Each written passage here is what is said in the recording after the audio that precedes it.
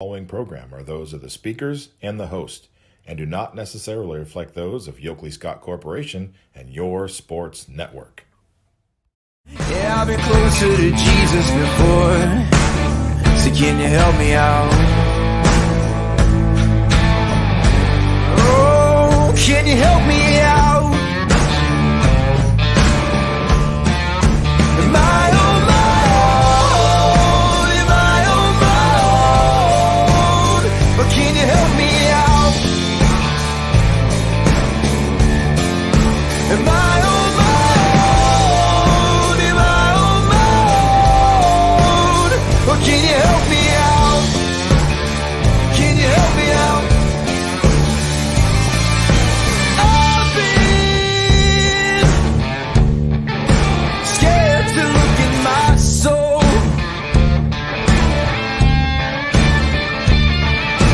I've been afraid I would follow the road. Yeah, afraid of the things I've been told. Hello, everybody. Welcome inside a Tuesday episode of Running Point on YSNLive.com. Brought to you, as always, by Greenwood Chevrolet in Austin Town. It's our first week back, and we are so glad to be back on the airways on Running Point. And, man, what a night of basketball that was last night. We previewed it yesterday. There were a lot of games that had big implications in the conference.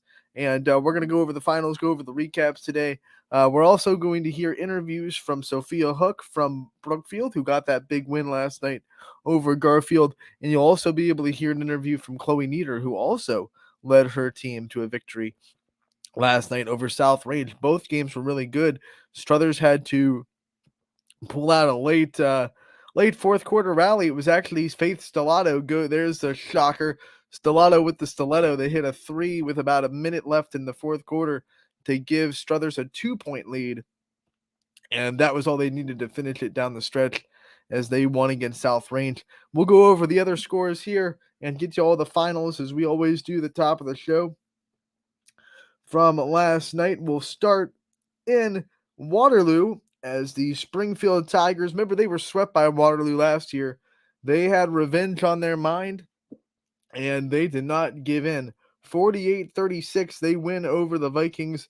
They take the lone spot atop the MVAC Scarlet tier. Both teams were 5-0 in the conference going in, and it was a highly billed matchup. But I think the difference this time around was the inside presence of Jamaica Brungard.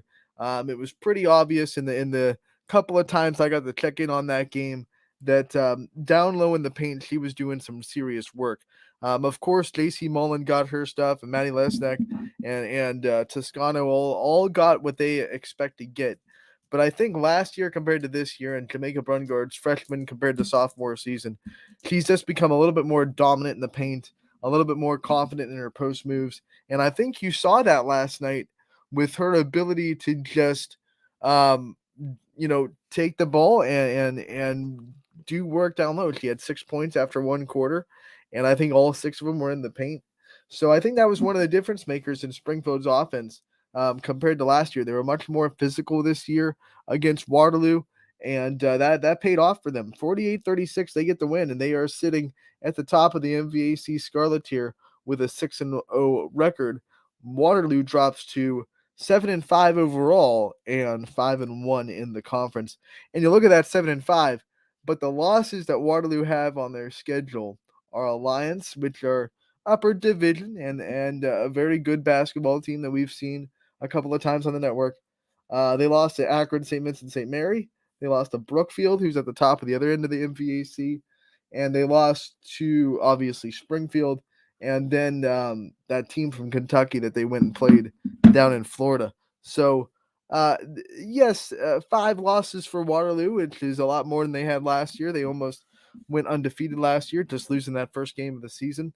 But maybe when you look at the caliber of those teams, maybe Waterloo is poising themselves for a tournament run in now Division 4 instead of Division 3 like last year. So who knows? They have a bulky schedule. They've definitely taken advantage of the success they had last year and bulked it up a little bit. I think Coach Longenecker kind of understood that it was going to take a little bit more exposure to high-level basketball to kind of get out of a district, and that's what he did. He went out, he played Akron, St. Vincent, St. Mary.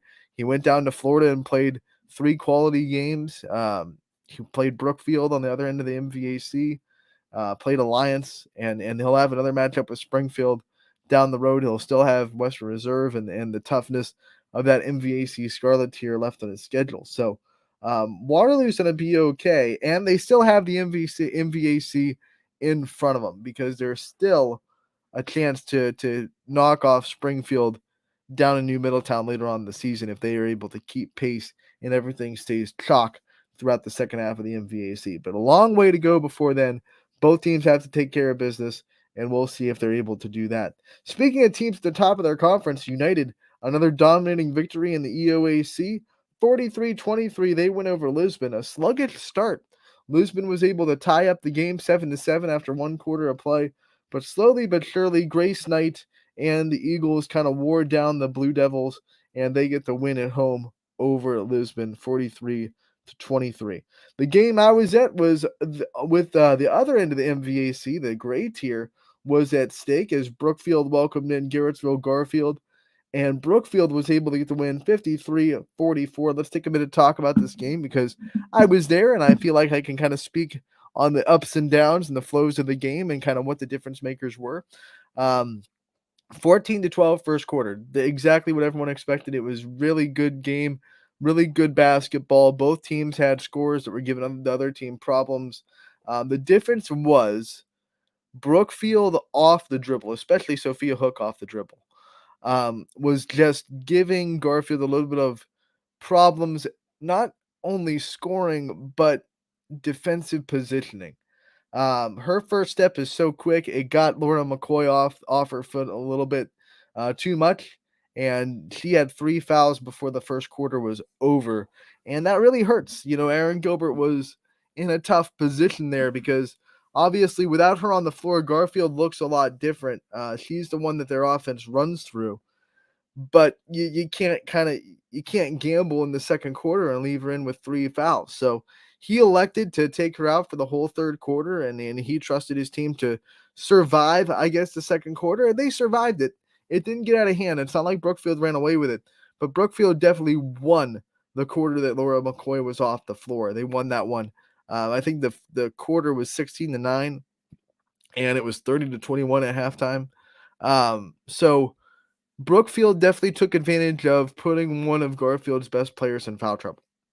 And they did that with Sophia Hook, her ability to go off the dribble and drive down the lane, which is impressive because the last time I saw Sophia Hook, which was a year ago live, last time I saw her live, I should say, she was a shoot first, drive second guard. So now when I go into this game and I see like the game plan right out of the gate was to use her drive and use her off the dribble and use her first step, I think that's a really big development in her game because she could do it last year when I saw her live the couple times that I did. I'm not saying that, last year she wasn't a girl that wanted to drive or she couldn't drive off the dribble. That's silly. She definitely could. But I think there were times last year where she looked for the shot first and then decided to drive, and maybe the first step wasn't as quick because of that. This year it seems like she is, if the game plan is we're going to take this team off the dribble and drive through them, then that's the game plan. I mean, if a team is playing, you man to man and they're coming up on you, her first step is deadly and she's going to drive right by you, and you better play clean defense. Or you're going to put her on the free throw line where she's a very good free throw shooter. She only missed, I think, 3 free throws last night out of 9 or 10. She's a very good free throw shooter. You're going to put her at the line. You're going to get yourself into foul trouble. And usually one of your best players is on her because that's just the way it has to be. So that's what happened to Garfield. Laura McCoy got into foul trouble second quarter. Brookfield took a 9-point lead at halftime. And then I think you knew in the third quarter when McCoy was able to come back on the floor, I think you knew Garfield was going to have a little bit of a rejuvenation in them. And it seemed like they had a little bit more in their step. I think everyone woke up at halftime, not just Laura McCoy being back on the floor. But obviously McCoy helped. She scored the first 4 points out of the gates in the second half. Garfield cut it to 2. But Brookfield was just too consistent last night to come back from down 9. Garfield could never kind of take back control of the game. They got close. They tied up a couple of times. They cut it to 2. but they can never take that next step and take the lead or take control. Brookfield was always right there with a big shot or a big drive. So last night, Brookfield was really consistent. They did not turn the ball over a ton. They did a little bit. You're going to turn the ball over a little bit against a defense like Garfield, but they didn't turn over a ton. They didn't make any costly turnovers when the game was up in the air and tied or a 2-point game. They made sure that in the big situations they controlled the ball. Kaylee Wellman, another great game. She is so under the radar because of all the attention that Sophia Hook gets. I was confirmed. Remember yesterday I was saying she's got to average a double, right? Coach Forsyth did a good job confirming to me that she does average a double. 1 point off of it last night. She finished with 9 points and 14 rebounds. So 1 point off a double last night. But her dominance in the paint, especially rebounds, I think Coach Forsyth would take her 15 rebounds instead of her, 15 points. I think when she's able to really control the glass, Brookfield is able to do a lot of good things because they do have shooters on that team. Don't get me wrong. And all the best 3-point shots usually come after offensive rebounds. And I think they have a lot of them this year that are off of her offensive rebounds and kickouts back to the perimeter. So Kaylee Wellman, a big factor in Brookfield's success. They get the win. Final score was 53-44. They win by 9 over Garfield. The final score got a little bit ballooned because late in the game, Brookfield got to the free throw line a couple of times and hit their free throws down the stretch. We talked about that with Sophia Hook and Coach Forsyth in their post-game interviews, which you can find on ysnlive.com. And you can find those not just on the website, but on our YouTube page as well. While you're over there, if you feel inclined to, please hit that subscribe button on our YouTube page, hit that like button, and also hit that notification bell so you never miss any of the video content that we're putting up on our site, whether it be post-game interviews, player profiles, coaches' corners, game highlights. There are a couple of full games on there every now and then that pop up on our YouTube page. You don't want to miss a minute of the action that we put up on there. Pretty much updated daily. So make sure you go over to our YouTube page and check that out as well as the article on Brookfield's win. 53-44 over Garfield. Brookfield causes a logjam at the top of the MVAC grade tier. Now there are 4 teams actually with a 1-loss record in conference. You got Garfield, Brookfield, Crestview, and Liberty all with 1 loss. Now Brookfield and Liberty still have to play each other twice.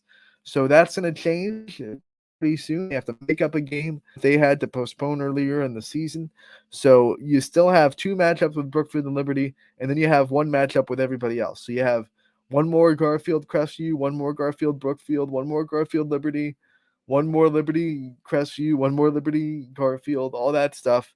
And don't forget that Champion's starting to get healthy. I know Champion's record right now kind of looks like they're going to be a pushover. But I saw in their scorebook the last couple of days, Addie Warzola is back on the lineup. And early on in the season, they were maybe the team hurt the most by the injury bug this year. I know they had when I did their game of Poland, they had 5 girls out. So they're starting to get a little bit healthy, and you can't count out Champion to throw a monkey wrench into things. They pushed Garfield to the brink. Garfield only beat them by 3. So you never count out that second matchup with Champion. I think a couple of teams have to go to Champion, which is a tough place to play. Aaron Gilbert said it last night. He said that that's not an easy place to go and play basketball at Champion. So a couple of teams have to go to the Purple Palace in Warren down there. So you can't count out that second matchup either. So the MVAC second half of the season building up to be a really exciting one with right now 4 teams all log jammed at the top with 1-loss records. We go on to some more scores from last night. Columbiana beat East Palestine 56-21. Clear skies for Columbiana. That Liberty team we were just talking about, they beat Champion 47-35. They are still a 1-loss team in the conference, and they look ahead to their matchup with their matchup with Brookfield later on in the season.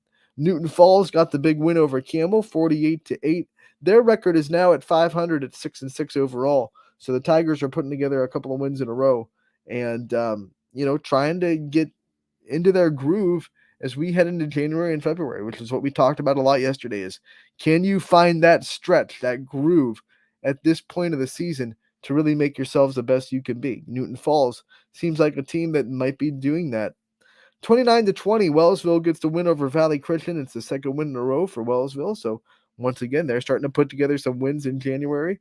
48-5, Badger in the power rankings. They put a hurt on Lordstown. They get the win 48-5. East gets back on the win column after the tough loss over the weekend to Ursuline. 64-27, they beat Warren JFK. Girard all over Niles in the NE 8, 66-36. They continue to be a thorn in the NE 8 side. This one was surprising, not because Fitch won, but because Fitch dominated this game. 70-48, they beat Howland, and that's a big win for the Falcons, who I talked about them. They were one of the teams I singled out yesterday as a team that really found themselves in this middle of the season. And Fitch is starting to prove it because that score is eye-popping. 70-48, they beat Howland. Poland ends the first half of the NE 8 stretch undefeated in the league. 50-34, they beat Lakeview. They had their second matchup against that Girard team that just won by 30 over Niles on Thursday. They will go on the road to play Girard. So they go right into the second half of the NE 8. No rest for the weary, but the Bulldogs right now in first place by a game. Crestview gets the win over LeBray, 64-23. Important win for the Rebels, as they knew that Brookfield and Garfield were playing each other. They needed to keep pace and hope that they could end the night as a team at the share at the top, and they did just that.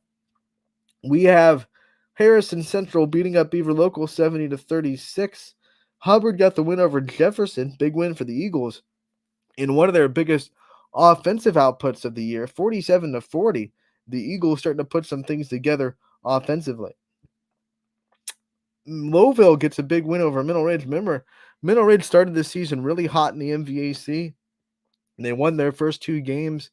They already have more wins this year than they did all of last year. They were kind of the darling of the month of December, but a tough loss for them against Lowville, 41-37. The Rockets get a big win over the Hot Rams. McDonald snaps back as they struggled over the week in the MVAC with that loss over Western Reserve. They win against Sebring 65-28. The Blue Devils back in the win column. Struthers got the win over South Range. This is a game I kind of sprinkled over. Face Stellato hit a late 3 to give Struthers a 2-point lead with about a minute to go. Final score there was 50-45. A huge win for Struthers because they're trying to keep pace with Poland in that NE 8. So when they have that second matchup with the Bulldogs here pretty quick, it's not too far off. They can be have a chance to kind of knock off the Bulldogs and have a share of that title. But they have to keep pace. They've had a couple of tough games. South Range gave them a battle. 50-45, though. Struthers gets the win in the field house. And now Struthers is the only team that's right there. Girard has 2 losses, and South Range now has 3. So Poland is kind of just eyeing the Wildcats as the only threat in the NE 8 right now. Unless something crazy happens in the second half, it might come down to Poland and Struthers, which would be the first time since the NE 8's conception that the 1 and 2 spots were not held by South Range and Poland. Or technically there was a year where they both held the number 1. So, but you know what I'm saying. The first 2 teams have always been South Range and Poland since the start of the NE 8. This year might be some new teams there. Struthers trying to make a move for the top spot. They win 50-45 over the Raiders. Those are your final scores for the day. Also want to give a shout out to our winners of the Big Dogs of the Valley Week 3. We have Beaver Locals Zane McCoy. He wins the Wrestling Baird Brothers Big Dog of the Valley. Congratulations to him. On the girls basketball side, it was Abby Mazer from Waterloo. She got on there from her 3-point performance a couple of weeks ago. What a great middle of the season that she's having. A lot of people talk about Karen English in that team. A lot of people talk about Rose Couch. Rightfully so. Those are 2 really good basketball players. But Abby Mazer is a big reason why Waterloo is going to be successful. You got to have, it seems like the best teams in the area have 3, right? They have the 3 players that can really score. You look at Garfield, who is 11-1, number 2 in our power rankings. Laura McCoy, Madeline Shirky, Mandy Cardinal. You look at Brookfield, Katie Logan, Sophia Hook, Kaylee Wellman, and they actually have 4 because they have Mackenzie Jumper as well. Crestview has Blower, Crestview has Addison Rhodes, and Crestview has Laverne Gaskins. The best teams in the area have 3 different people that can hurt you And Waterloo is no different with Carrie English, Rose Couts, and Abby Mazer. You got to have multiple people that can hurt you on the offensive side.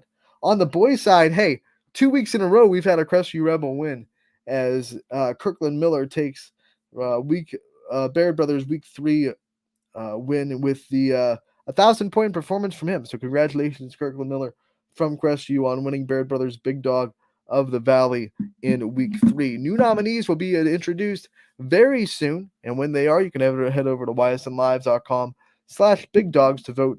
As always, voting will be unlimited, and it will end the Sunday night after they are released at midnight. So that should be fun. We're going to take our first break. When we come back, we're going to get to our interviews and let you hear from Sophia Hook from Brookfield when we come back on Running Point, brought to you by Greenwood Chevrolet in Austintown. 21 News delivers the news as it happens, using the latest technology from where it happens. Live here outside the Mahoney County. On air, online, Wednesday afternoon weather update. Very dangerous. and on the 21 News social media platforms. I'm on the road right now. 21 News, the Valley's only locally owned source for trusted news since 1953.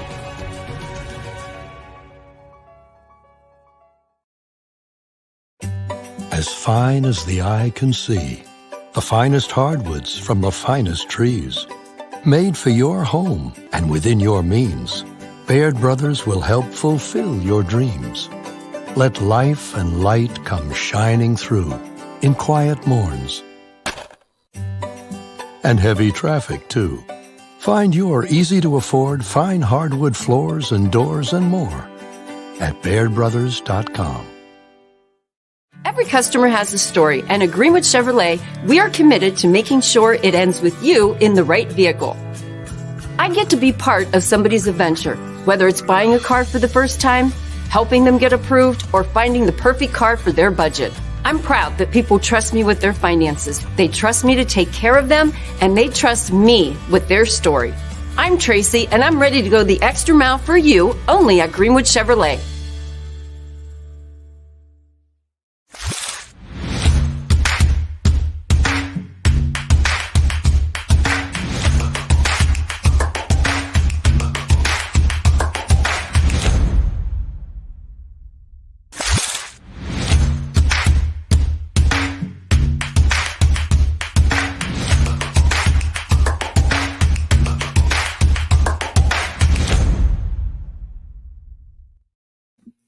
Welcome back to Running Point on ysnlive.com, brought to you as always by Greenwood Chevrolet in Austintown. Anthony Hartwig with you, and we're going to waste no more time. We're going to get right to our interview with Sophia Hook from Brookfield.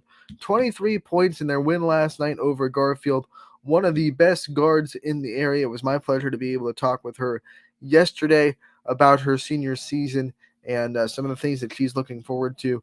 It was a great conversation. Captain Hook is what we like to call her. And here she is from Brookfield.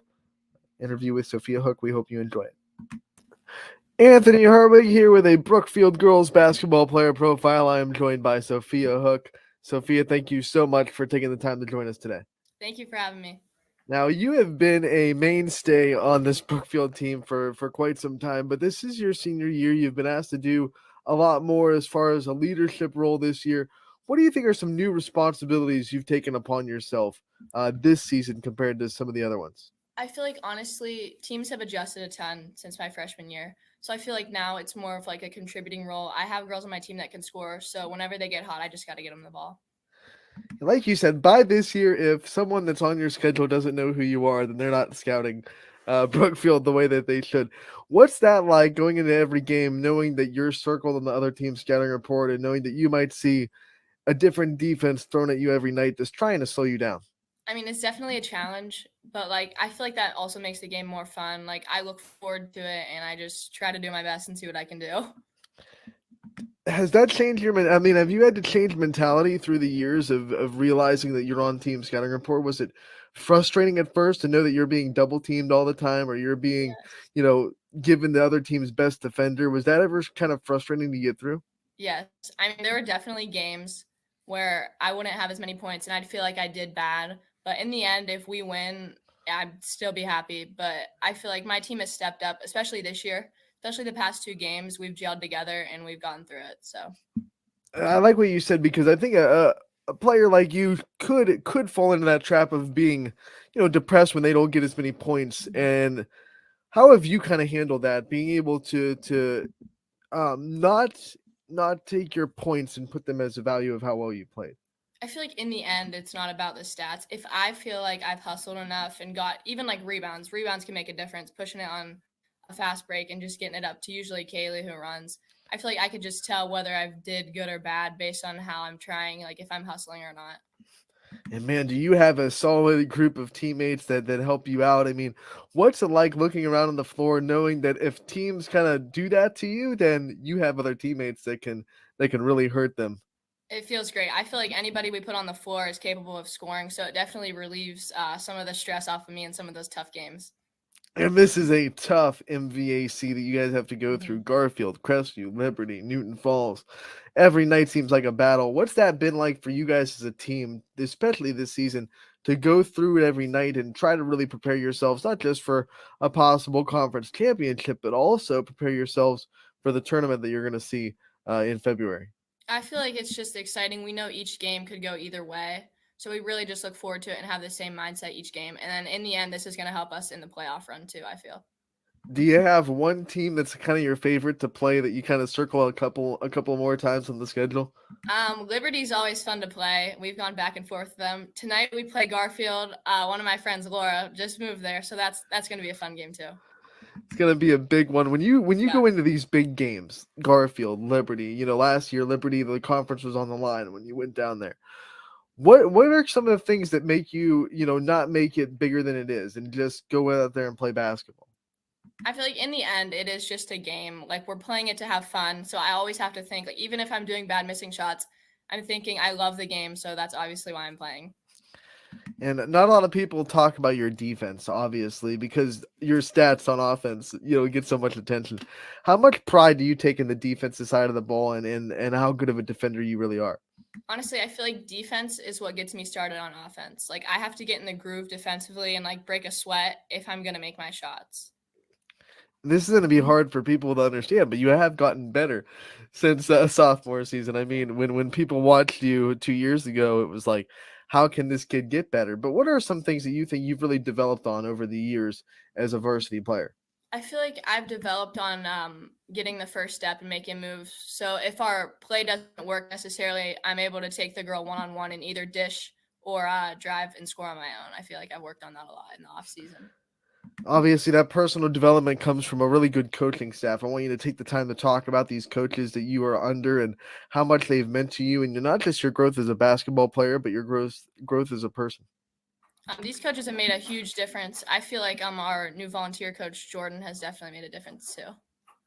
We all see Coach Forsyth on the sidelines at all the games. Tell us something about Coach Forsyth that people don't get to see that you think that they should know. He's definitely made a difference. I feel like he's always very encouraging at practice, and that just pushes us to our full potential. What's one thing that he has helped you in the most throughout your basketball career? I feel like he's helped me whenever I was about to hit 1,000. That was probably the worst basketball I've ever played. I was in my head. You could just tell I was off at practice, but he helped me get through it and made a huge difference. All right. So that being said, what was that moment like when you finally got that off your shoulder and you were able to hit 1,000? It was such a relief. It honestly felt great. Those games coming up to it, it was in the back of my head when I'd shoot the ball. I just kept thinking about it. But once I got past that, I was like, thank God. In hindsight, would you have rather not known that you were even close and just kind of gone out there not knowing, or did you Honestly, still like yes. knowing? I mean, it was nice to know, but in the end, I feel like I would have done better if I didn't know. But even in school, everybody kept bringing it up, and I couldn't stop thinking about it. And that is because you get so much support, not just you, but your teams get so much support in the school system. What's that like, walking these halls and knowing that the student body has your back, the faculty has your back, and this whole community really comes out Honestly, to support you? It's very nice. I remember our last district game at Struthers, we had a pretty big student section, and that just is great to hear your friends all cheer you on and know that they're coming to support you. Speaking of the last district game, it's how the last season ended. How hungry has that made you this offseason and this season to try to get back to that spot and take the next step as a team? It's definitely pushed us. We've never won a district championship. We've made it there twice, I think. I think twice. Never been able to finish it. I mean, Liberty's a great team. We always look forward to playing them. We can't wait to play them again this year. Who are some players of the past that helped you kind of mold yourself into the leader that we talked about earlier? Did you say players? Yeah, players that you've played with. Probably Laura. I feel like we play similar to one another. And the fact that we're friends also makes it so much more fun to play against. Like, if you know the girls that you're playing against, it makes it so much more fun, I feel. Who are some role models that you've had along your life that have also helped you become a leader? One in particular is my dad. He's always pushed me with everything, like academics as well, and basketball. He's what got me started into playing AAU, and I feel like that's made a huge difference too. Let's talk a little bit about those academics. What are some of your favorite subjects in school, and what kind of career path do you see yourself in down the line? My absolute favorite subject is math, and I think I'm going to major in accounting and minor in sports management. All right, so have you always had that like of math, or have you developed it? I've always liked math. I remember in 7th grade was when our school, like, you would either get placed in the advanced or regular math, and I got placed in pre-algebra, and ever since then I've loved math. Now, is it because you're good at it, or because you just actually enjoy it? Because sometimes I enjoy it because I'm good at it, and sometimes it's this, I actually do enjoy numbers. Which one is I it? do enjoy working with numbers, but I am good at it, so that helps. What about the flip side? What subject kind of gives you the most trouble in school? Definitely English. My mom's an English teacher, so she'll like help me out and read over my stuff, but I hate writing. I can't write. That's got to be a bonus though, to have Yeah, a it mom really that can helps. help you out with your worst subject. Yep. What do you think is the hardest kind of paper you've had to write so far? The hardest paper is probably a narrative. I feel like doing like research papers is easy. You could just hop online and like see stuff, but a narrative is truly hard for me to write. All right, so now into the narrative of this season and how you see it ending, and what some goals that you have for this season for yourself. What were some goals that you set? What are some goals that you still have on your list? I remember one of our team goals was making it to that district championship and winning, but I feel like another one of our goals was to have fun this year. Last year we were hard on ourselves after that loss, but so far we've been all right, and I think we've been just focusing on having fun and playing hard. One of the big ways teams stay loose and have fun and build chemistry are those team bonding exercises they do off the floor. What are some of your favorite team bonding things that you guys do at Brookfield? We love to go to Dunkin'. Like after practice, we've probably went after the past 3 practices to Dunkin'. What's your go-to Dunkin' order? What do you Okay, get I in there? don't like coffee, so I get the peach passion fruit refresher with light ice. It's the best drink I've ever had. When you think about some of your favorite memories with this team, whether it be on the court or off the court that you've been able to accumulate so far, what are some of those favorite memories? My favorite memory was probably when we had Anna Reichert and Audrey Reardon. Those were 2 of my closer friends from basketball. I remember beating Crestview, and it was the game before districts, and we were like the underdogs. We just loved being the underdogs and going into games. And I'll never forget when we beat Crestview that year. They had a very good team. All right, so let's get to know you a little bit off the floor. We've talked about your dad, obviously a big role model for you. What are some other aspects of your family that you really enjoy and think that make it a unique family to others? I feel like they're just really hard workers, and I feel like that's reflected on me. I know like going to college is going to be hard, but they're just making sure that I get a good start. So. Is it a big family, small family? What side of the spectrum are you on? It's small. I have a younger brother. He's 12. So we're at an age where like we don't fight anymore. So it's honestly nice. Like he's matured, so we're good now. Does he hoop? Yes, he does. He's in 7th grade. So he just started playing for the school. Yeah. Are we going to start to see a hook come through the ranks in the next couple of years? I think his team's undefeated right now. So they're doing pretty good. How much stuff have you taught him? We used to 1v1 in the driveway. It would never end well though. He always got mad, but I feel like he's gotten better. He definitely has. That might catch up to you. That might catch up to you when he grows up a little bit. Oh, it will. He's gonna get bigger. Yep. What do you think when you look at his game and some of the things he's developing? Does it reflect on you, or is he a different kind of basketball player? No, I think he plays the exact same. He's a shooter. He can shoot. He's gonna pass me up. I really think so. That's gonna be scary for every boys team in the NVAC Mhm. right now, because they've been watching you thinking, okay, it's a girl side, don't have to worry about it. But there's a hook coming up. So, Yeah, he's coming. what about your future goals? We've talked about the career, the subject, but and the career path you want to see. But what about some things you want to see yourself doing, and some things you want to get out of college, and some of those more specific goals that you have in the next couple of years? In college, I'd like to play basketball. I still haven't decided where, but like after college, I just want to be able to find a good job and make a living. Like I'm gonna be doing something for the rest of my life, and I just want to make sure that I pick the right thing and enjoy it. When you're thinking about college basketball and Mhm. looking for programs and trying to see where you fit, what are some things on your checklist of a program and a coach that you'd play for? One of the most important things is definitely the coaches. I'm going to be with them for another 4 years. I want to make sure I like them and that they're going to push me to my full potential. And also the financial aid side of things. Like college is expensive, so I want to try and get as much off as I can. All right, Sophia, before we let you go, I want to give you a chance to just shout out the rest of your support system, all the people that have been there for you throughout the years, and how much they've meant to you. Okay, so everybody in my family, all my friends, including the ones that we play, champion. I have a bunch of champion friends, Garfield friends. And then I want to shout out my best friend, Madeline. She's been there through all of it. She's been my friend since like 4th grade. And all of my coaches, including Jordan, for putting me through all my workouts. All right, Sophia, thank you so much for taking the time to join us today, and we wish you the best of luck the rest of the year. We can't wait to talk to you again real soon. Thank you. Thank you for having me. That was Sophia Hook from Brookfield. Pulled up some stats for her that I'm going to share with you before we head off into the next one. Sophia Hook right now averaging just under 20 points per game and 19.8. She also averages 8.4 rebounds per game. She averages 3.6 assists per game and 3.4 steals per game. So all of that, and she only averages about 1.5 turnover per game. She handles the ball more than anybody on that floor. So, I mean, things go past numbers. I get it, but when you're averaging just under 20 and you have a high average in assists and steals per, and then your rebound numbers are right there, almost averaging a double double. She's about a rebound and a half off right now from averaging a double double.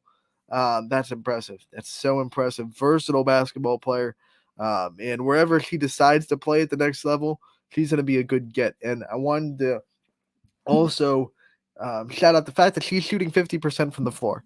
She's exactly 50%, 147. I mean, 100 and yeah, 104, 170. No, 174 out of 148 shots right now she has made. So she is sitting deadlocked at 50% from the floor, which is a great field goal percentage.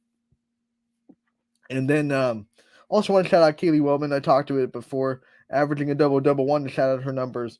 She's averaging 12 and 12. So 12 points, 12 rebounds per game. That is phenomenal for Kaylee Wellman. And Brookfield is got multiple players that really can cause you a lot of problems. So Sophia Hook, great basketball player, definitely a great person, great hard worker. And we've seen her develop for the last couple of years. She came on the scene as a sophomore, got that Brookfield team all the way to the district championship, gave South Range that year, where they went to the regional finals, a very tough test in the district championship game.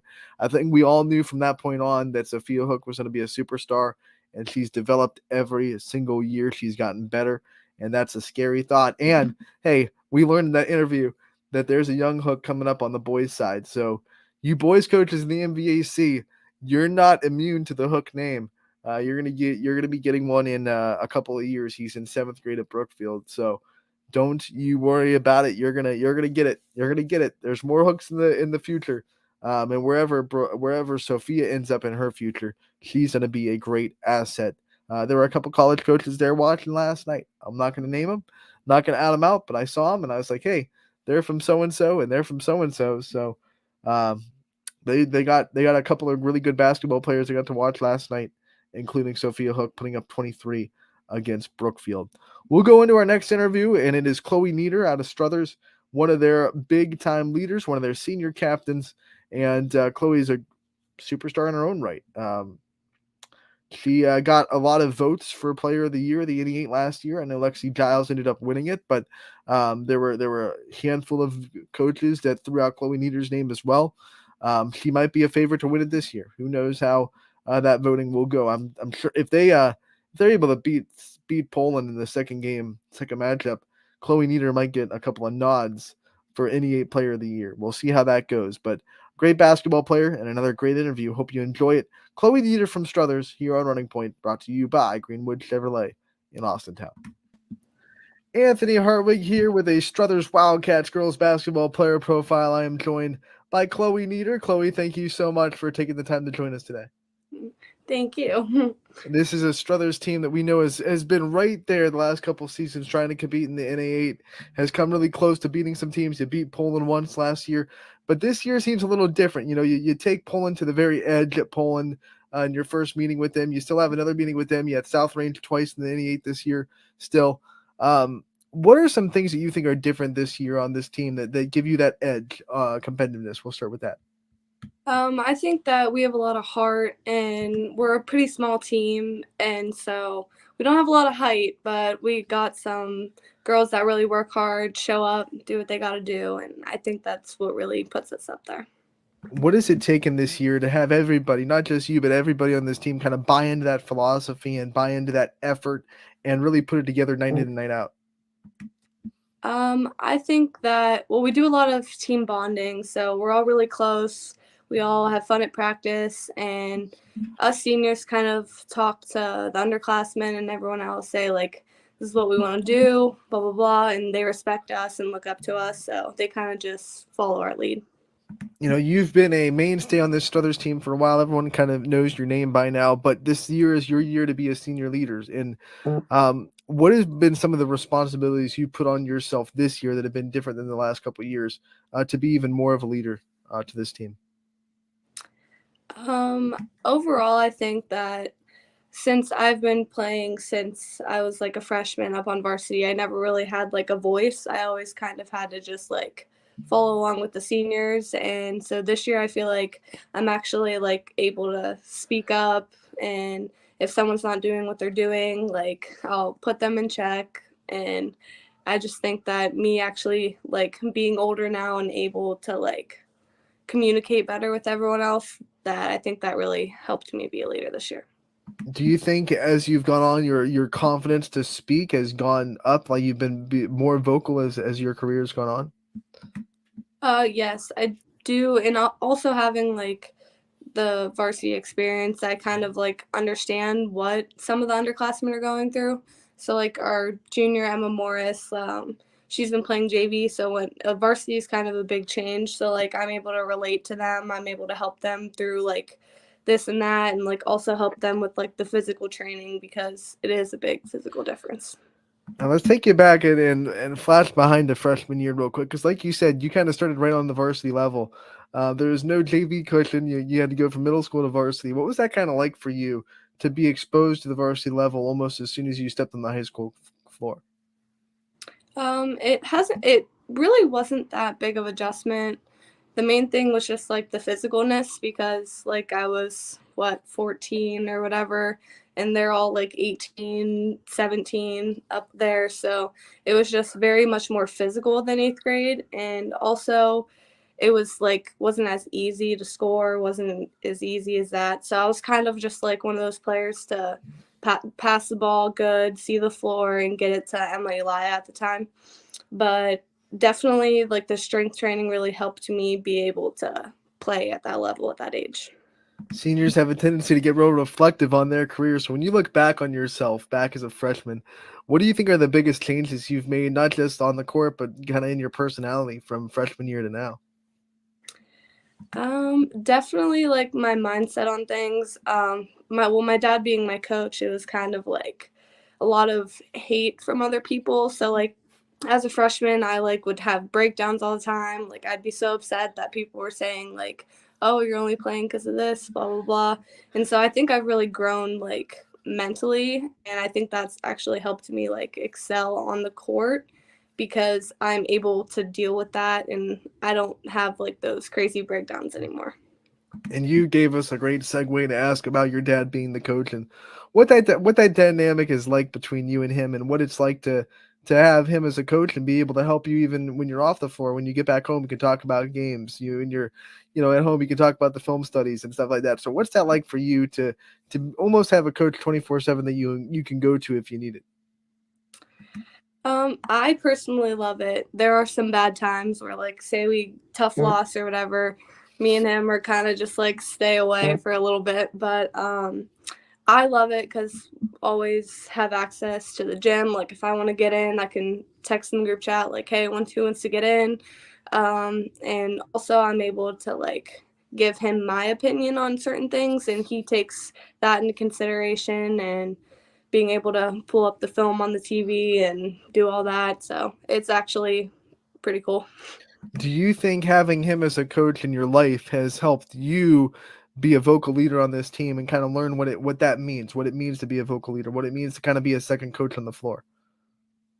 Yes, he's definitely taught me really everything I know because when we were going through all that, he kind of went through it with me. So like he was able to like teach me those lessons that I was able to pass on to like our younger kids now. So it helped me learn that. We ask a lot of players this about their coaches, but I think you'll give us even better answers because you live with them. What are some things about the coach that we don't get to see on the sidelines that you think that people should know about Coach Nieder? He's actually a very calm guy. He has a lot of patience, but the one thing he hates the most is if we are not putting in our best effort, it's over.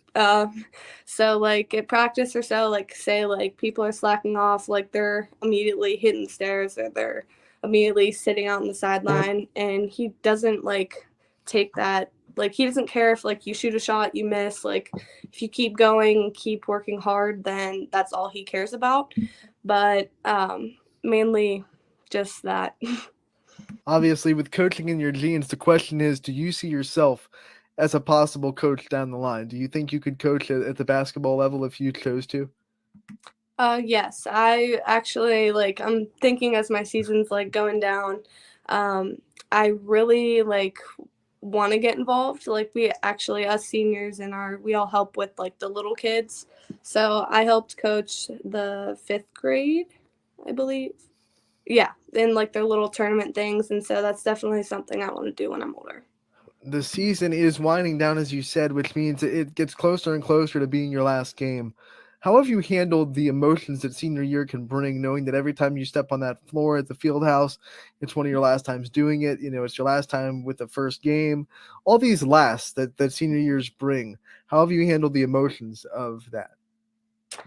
It's definitely very like it hurts a little bit, but it kind of like I don't know. It's like very it's like the worst feeling in the world, but like also it kind of like encourages you to like actually really like I this game counts. Like every single game feels like it counts even more per se. It's just it kind of makes you just like want to do everything you possibly can. All right, so we're about halfway through the season. What are some goals that you set for yourself personally before the season started? And now that we are halfway through, how do you think you've done at meeting some of those goals that you've set? Some of the goals I've set is I wanted to be like over 90% free throws, which I don't think I'm at that right now, but free throws are like pretty crucial to me because I love driving, I love getting in the paint. I'm working on that, but that was one of my goals, and also to be a good leader for my underclassmen, and that I did kind of do good with that because over the off season I'd bring everyone to lifting. We'd do that, go straight to open gym, and like there were times where like our coach can't like do stuff at open gym, so then I would just like run everything, and it was kind of I just like making an impact on all of them. So when you set a goal that says like I want to be a leader and I want to be a better leader, who are some people that you've looked at in the past at Struthers and seniors that you've had that have really kind of helped you show you what that leadership is supposed to be and show you what that means to be a leader? I would say, well, I've been around for a while, so I was able to see all the seniors graduate. So like when I was a little kid, I was always running around the field house, and I always looked up to McKenna Shives. I don't know if you know her, but McKenna Shives, she was a great leader on the court, and I always wanted to be her. While I was in high school, I really looked up to Emma Elia and also, what's her name? Kaylee Schaefer. Those are great girls to look up to. When you look at the rest of the season and some of the things that you guys as a team want to accomplish, and obviously you have team goals as well. But since it's a brand new year and we're just a week in 2023, what do you think are some New Year's resolutions for Struthers girls basketball? Take care of the basketball is our biggest one that we kind of stress. Working on being smarter, making smarter passes, because a big chunk of our turnovers are mainly just like not throwing the ball at the right time, not being accurate. But taking care of the basketball, and definitely also, what's the word? I can't even think. Like running everything correctly, like doing, like remembering the plays, because we also struggle with that. So, All right, so we got to ask you about playing in the field house. It's probably one of the most historic and well-known gyms in the area. You guys get to call it home. What's it like to have that as a home gym and to be able to, see some other teams come in and be a little bit dazzled that they get to play in that atmosphere and then you get to every night? I think the field house is amazing. It kind of makes me like thankful for what we have, because it's ginormous. Like it's amazing to actually play in.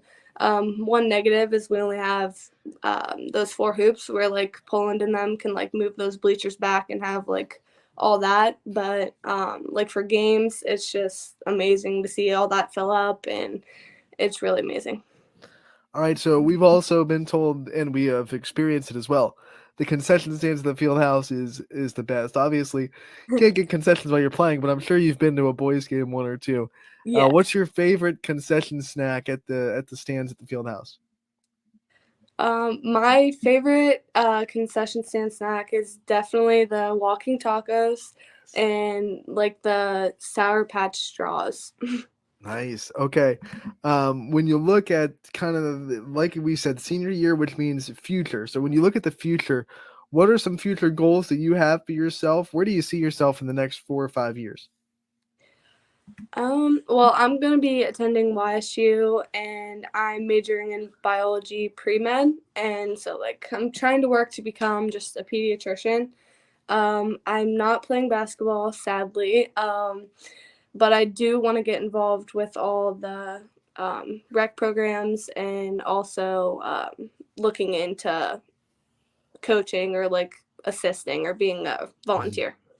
You've had that track of pre-med and being a pediatrician, it seems like, for a while. So what was there a life, kind of thing that made you attracted to being a pediatrician, or is it something that you've always wanted to do? How do you kind of fall into that being a goal?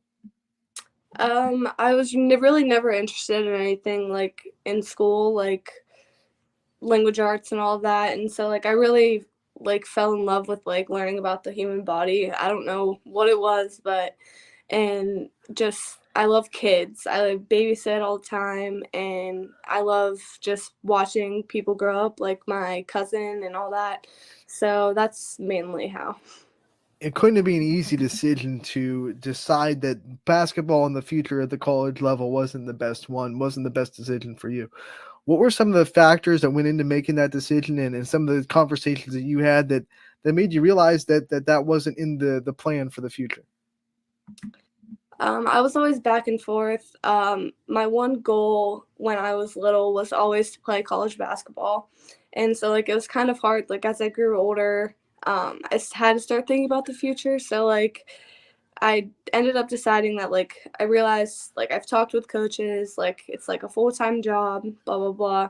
But I just decided that for like I can't focus on a lot of things at one time, if that makes sense.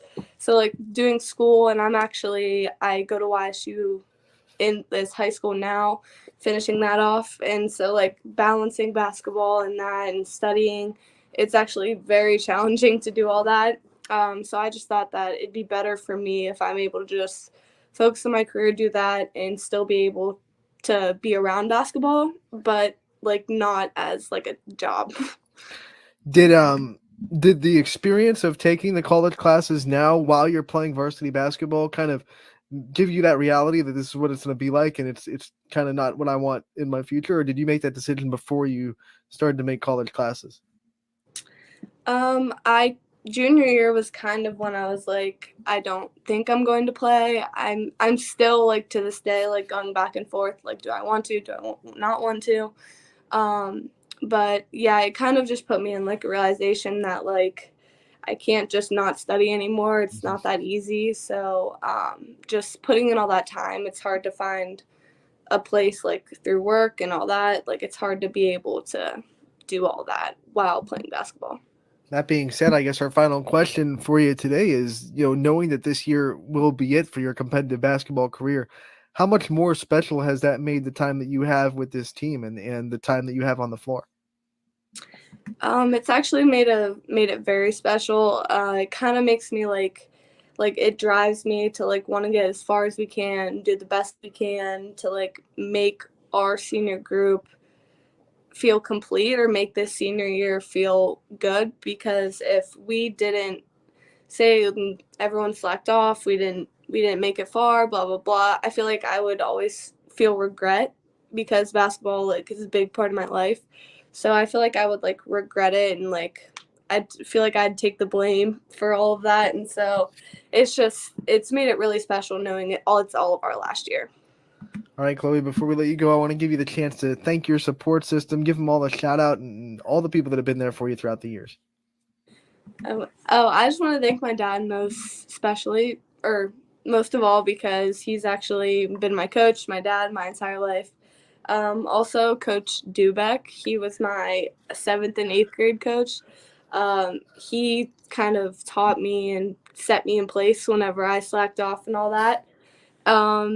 My mom for also being there for me and my dad when we did a big loss. And also the rest of my coaching staff coaching me this year, because without them, we wouldn't be the team we are today. All right, Chloe, thank you so much for taking the time to join us. Good luck the rest of the year. We wish you the best of luck. We'll be covering you. We can't wait to see what you're able to do, and we'll talk to you again real soon. Okay, thank you for having me. Chloe Nieder from Struthers joining us yesterday, I should say, right after the show. That interview was a great one. And throwing out Chloe's numbers as well, over 17 points per game, over 7 rebounds per game, over 3 assists per game, over 2 steals per game. So just like Sophia Hook, who we talked to before her, a great basketball player who the numbers don't lie. And I think that's an impressive interview, because it shows that not every player has college basketball in their future, and it's okay to make that decision for yourself. I think it's good to hear from a player that's putting up those kind of numbers that makes that decision for themselves, because we get so caught up in the expectations of this player's putting up 20 points per game, so she or he must play in college. It's an expected fact, but Chloe's proven that sometimes that's not in the cards, and that's perfectly okay. If you have to stop playing basketball to focus on being a doctor, then by all means go be a doctor, because we all need those in the world, that's for sure. An impressive interview, an impressive young woman, and we can't wait to see what she does with the rest of her season. Struthers gets the win last night over South Range. They are on pace, trying to keep on pace with Poland, as they watch out for that matchup with the Bulldogs later on in the season. That'll do it for today's episode of Running Point. We'll be back tomorrow from 12 to 2, 1 to 2 tomorrow. And it'll be Wrestling Wednesdays with Gary Altizer. Great to have him back. And we'll also have Tyler Leitza, the head coach of the United Girls Wrestling Squad, on as well with us. So that'll be a fun Wrestling Wednesday. Scotty will be on the show as well. Don't miss a minute of it tomorrow from 1 to 2. And check out the games on the network tonight. ysnlive.com/live is where you can find them. It's going to be a night full of boys basketball. Don't miss a minute of it. And we'll see you all tomorrow on Running Point.